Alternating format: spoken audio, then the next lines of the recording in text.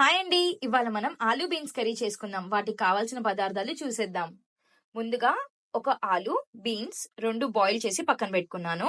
Onions, కరివేపాకు, tomato, పచ్చిమిర్చి, కొత్తిమీర, ధనియాల పొడి, కారం, పసుపు, ఇది గసగసాలు, పచ్చి కొబ్బరి, గరం మసాలా మిక్సీ పట్టి పేస్ట్ చేసి పెట్టుకున్నాను. అల్లం వెల్లుల్లి పేస్ట్, సాల్ట్. ప్రాసెస్ లోకి వెళ్ళిపోదాం. స్టవ్ ఆన్ చేసుకొని ఒక బాండి పెట్టుకొని కొద్దిగా ఆయిల్ వేసుకుందాం. నూనె బాగా కాగాక ఆవాలు, జీలకర్ర వేసుకుందాం. చిటపటలాడాక పచ్చిమిర్చి, ఉల్లిపాయలు,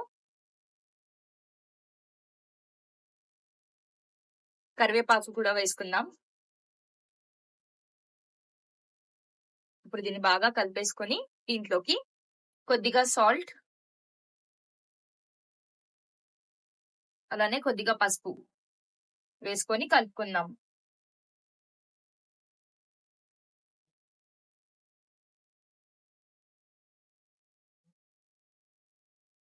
ఇప్పుడు ఒక స్పూన్ అల్లం వెల్లుల్లి పేస్ట్ వేసుకొని ఆనియన్స్ బాగా రెడ్ కలర్ లో వేగేదాకా ఫ్రై చేసుకుందాం.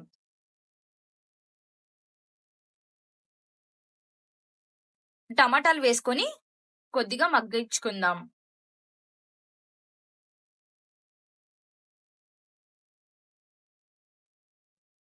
టమాటాలు బాగా మగ్గాయండి. ఇప్పుడు ఇందులోనే మనం ఇందాక చేసి పెట్టుకున్న గరం మసాలా, కొబ్బరి పేస్ట్ ని ఇందులో వేసేసుకుందాం.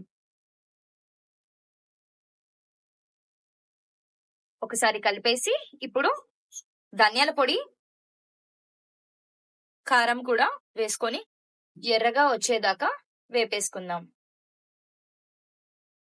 మధ్య మధ్యలో కలుపుకుంటూ కొద్దిగా వాటర్ వేసుకొని వేపేసుకుందాం. మసాలా బాగా వేగిపోయింది కదండి. ఆయిల్ పైకి కూడా తేలింది. దీంట్లోకే ఉడకబెట్టుకున్న బీన్స్, ఆలూని కూడా వేసుకొని ఒకసారి కలిపేసి మసాలా అంతా పట్టేదాకా కలిపేసుకొని కొద్దిగా నీళ్లు పోసుకొని ఉడికించుకుందాం.